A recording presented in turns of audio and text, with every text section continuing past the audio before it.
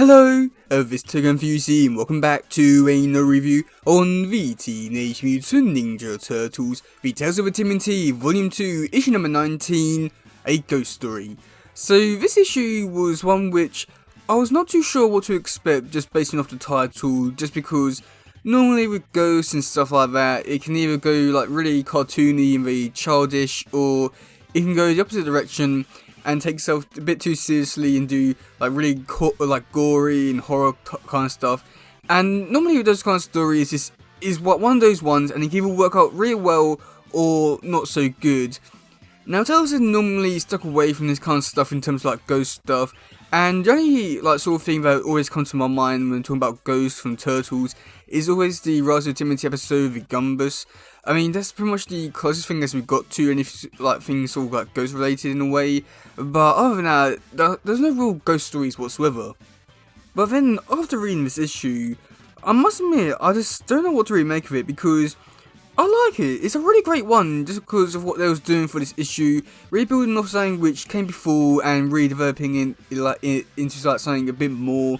And overall, that's really great.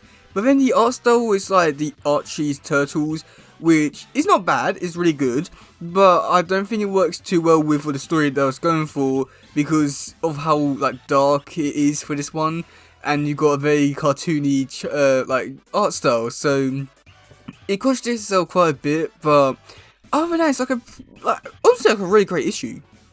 Okay, so I do first start off with the Turtles and Splinter. They're going off to Japan on a pilgrimage, and then we get to find out the reason why. And I must admit, I do feel like this bit here probably should have been explored a little bit more throughout the issue. Maybe actually give like a good reason why they're over there, other than just they're over there for pilgrimage. Because I feel like they should have had like a good enough reason to go over there, and they probably do. But because you don't find out where it is, it just feels really weird that, you know, all of a sudden this issue we're over in Japan.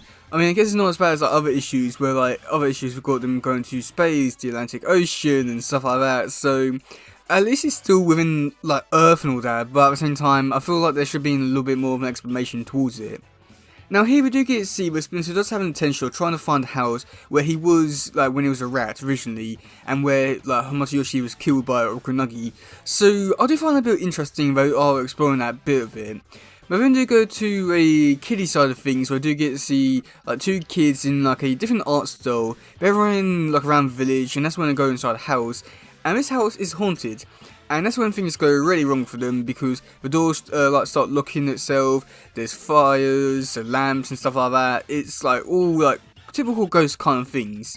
But we do get to see Raphael and Mikey. They do like try and find the house, and do like find the area that it was in. However, there was no house. And we do get to see Splinter does explain this a little bit, saying basically that if the like Foot found out about that Hamasayoshi killed Nagi, then maybe like the Foot clan will go over there and burn the house down because of Japanese ninja traditions and stuff like that, which I'm not too sure if that's real, but I got a feeling it most probably is. And I must admit here with this bit here, it's something which I didn't think like really need like developing in terms of like expanding the story after Nagi died. But I do like it that they are exploring it because of how important it was. But that's when we do get to see the Turtles must been to overhear the people looking for the children, and that's when they come up with bright idea to actually go out and look for it, and that's when they do find the haunted house. Now when they're in the haunted house, things go bad from worse, as they do encounter the ghost, and he's actually Rokunagi. And the reason why he's there is because the house didn't actually get burnt down, so Nagi's like spirit is trapped in the house, which I must admit I thought was pretty cool and really great, just because like we are like seeing more interactions between these characters and stuff like that. But then Splinter has a unique idea. So he gets everyone out, and that's when he blows up the house, basically, and he sets the spirit go. Now, I think that this is a really great thing to actually do, to really like develop the story, and actually like give like Nagi's side of thing like an actual good ending, which I do like. But at the same time, it just feels like so weird that out of all the possibilities they could have done, this is the one which I went for, despite them not really having the need to do it other than just set the like spirit go, which it doesn't make sense, but at the same time just feels like really weird. But it's I don't know, because I do like it for that reason, but at the same time it just feels like so weird that he would do something like that, but it's understandable why he would do it. So overall for this issue, it's a I mean, I won't lie, it's actually a really great issue. I can't deny that. It's a really great one. I do like the story and what they're going for in this one, and yeah, I've got nothing bad things to say about it, in terms of like, oh yeah, this is bad because this, and this, and they could have done this differently. But I feel like there are like certain elements of this story that I do feel like could have been expanded upon a little bit more. And I do feel like had this like issue been turned into like a story arc, and there was like more time to explore this village and the history and lore like in this surrounding area. Man, I do think that this bit here could have been like a really interesting story to really explore, and especially like the thing with Roronagi. I feel like there's a lot of stuff there that they could have done to really improve like the story. But I feel like with what they did in this issue was just enough for what they needed to do. And I feel like with these kind of stories which are like sad but at the same time have like good endings are always like really great ones to really pull on your heartstrings. And this one, I don't think it worked as well as other stories which I had done before, but I do feel like this one was a pretty decent issue to really pull at your heartstrings, be like, oh yeah, okay, that's a good ending. Like it's one of those kind of ones which like, yeah, it's good. So yeah. Now for the artwork itself, like I've already said before, this was an artist who worked on the Archie Adventure stuff, which I don't think against, and I do think that the artwork does work really well. I must admit there were like a few times throughout this issue which I must admit I really enjoy the artwork for the turtles, and it does seem a bit weird, and some shots we do have the eyes like full white, but then others they have them with the pupils.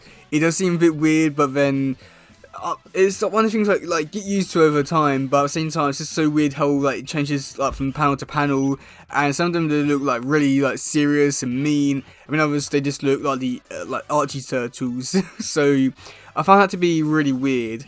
But then also like some of the actual turtles themselves, this was not really like a complaint I would say. But with how like some of the more like recent turtle figures have been coming out from like low subjects, it really did remind me of the first wave of turtles from them. I don't know why, but it just did, and I think it might just be because of the face, the like proportions of the on the bodies and stuff like that. But I'm not really saying that's a bad thing. I'm just saying like it reminded me a lot of that, which I thought that was pretty decent. It just seems a bit weird that like, yeah, okay, that looks a lot like this version of Turtles.